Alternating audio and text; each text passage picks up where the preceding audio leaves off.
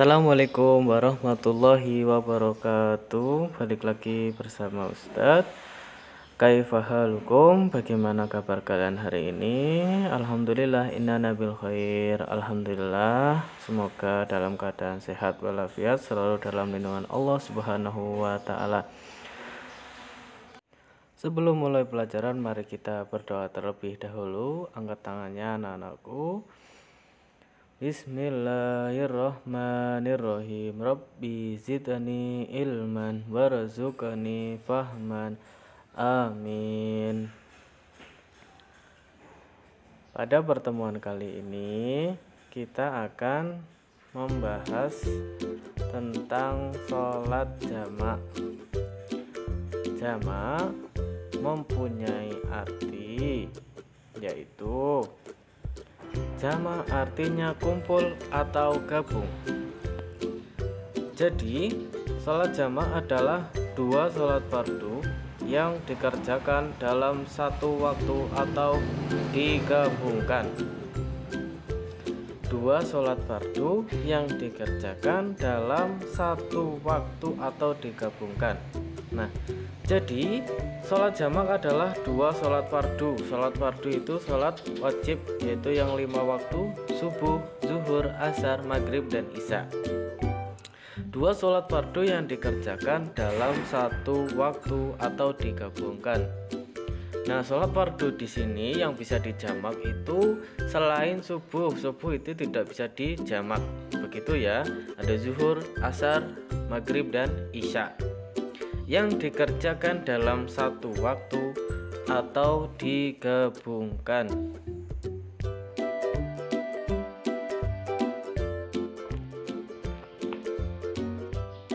Nah, sholat fardu ada yaitu subuh, zuhur, asar, maghrib, dan isya.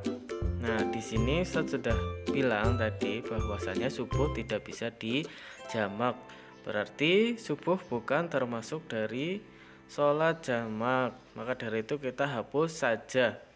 Subuh kita hapus. Nah, kemudian kita akan menggabungkannya menjadi dua bagian. Zuhur dengan asar, maghrib dengan isya. Nah, itu pasangan untuk sholat jamak ya. Zuhur dengan asar, maghrib dengan isya. Tidak boleh terbalik-balik, misalnya zuhur dengan maghrib atau asar dengan isya. Tidak boleh ya, harus dengan pasangannya. Zuhur harus dengan asar, maghrib harus dengan isya. Tidak boleh terbalik-balik, begitu ya.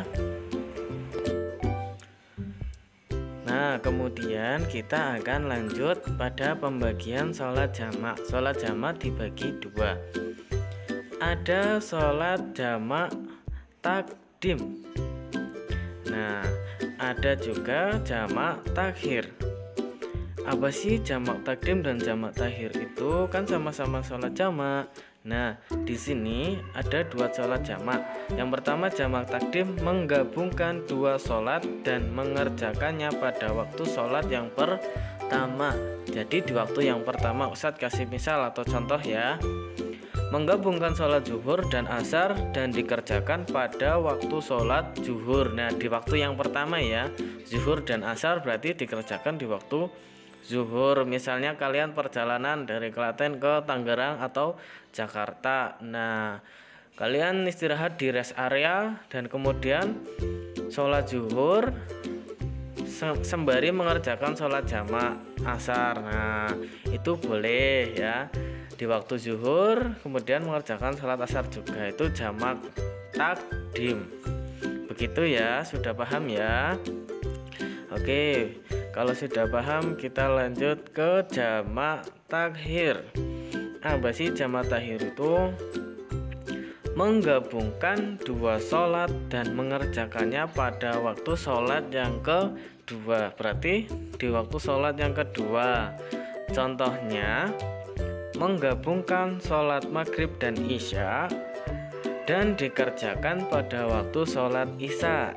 Nah, misalkan kalian pulang dari Jakarta mau ke Sleman. Nah, istirahat di rest area. Nah, istirahatnya itu pada waktu sholat isya. Nah, karena tadi belum mengerjakan sholat maghrib, kemudian dijamak di waktu isya. Nah, ini dinamakan jamak takhir, begitu ya.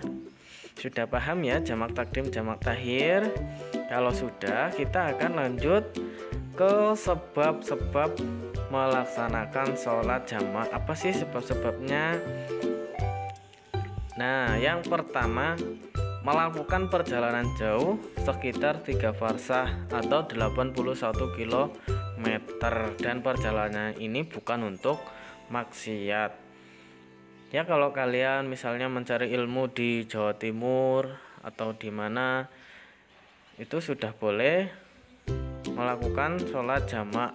Kalau lagi perjalanan untuk merantau mencari ilmu ke Jawa Timur atau ke pondok mana, nah itu sudah boleh melakukan sholat jamak di perjalanan, begitu ya. Bukan untuk maksiat perjalanannya. Kemudian kita lanjut yang kedua.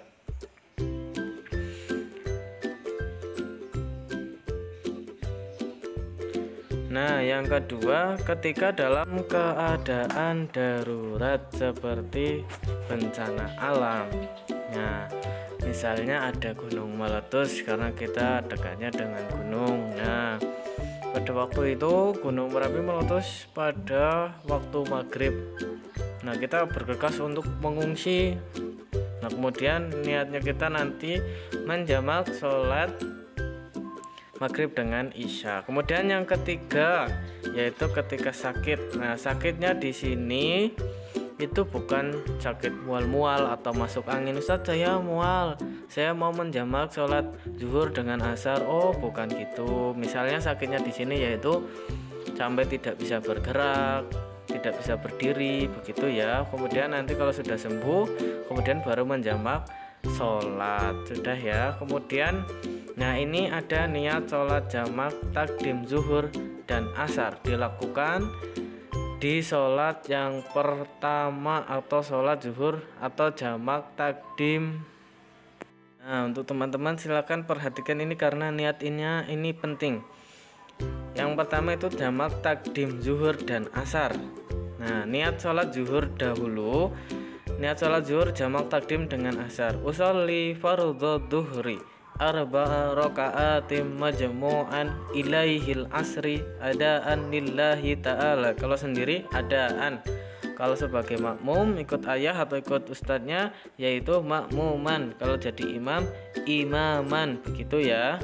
Nah, kemudian niat sholat asar jamak takdim dengan zuhur. Nah, tadi kan sudah niat sholat zuhur. Nah, kemudian kita melaksanakan sholat asar. Nah, ini niatnya usolli fardhu dhuhri arba'a raka'atim majmu'an ilal asri adaan lillahi ta'ala. Kalau yang zuhur tadi ilaihi, kalau asar tadi ilal asri. Nah, begitu ya. Ilal asri adaan lillahi ta'ala. Sudah tahu, paham ya bedanya ya, yang zuhur sama yang asar gitu ya.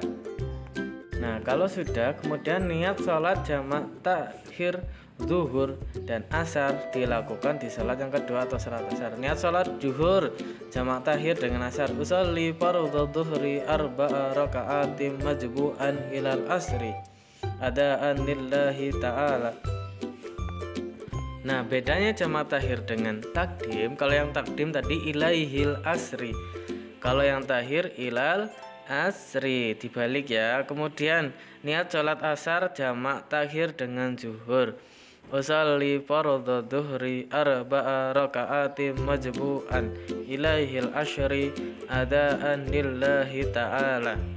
Nah, begitu ya niatnya ya. Silakan teman-teman pahami kembali, dibaca kembali perbedaan jamak takdim dan jamak takhir ya. Nanti silakan kalau yang belum paham silakan tanyakan ke ustadz. Oke, cukup di sini. Alhamdulillah, pelajaran kali ini sudah selesai. Mari kita tutup dengan membaca alhamdulillah. Alhamdulillahirabbil alamin. Kafaratul majlis. Subhanakallahumma wa bihamdika asyhadu an la ilaha illa anta astaghfiruka wa atubu ilaik. Syukron faqad hada minni. Wassalamualaikum warahmatullahi wabarakatuh.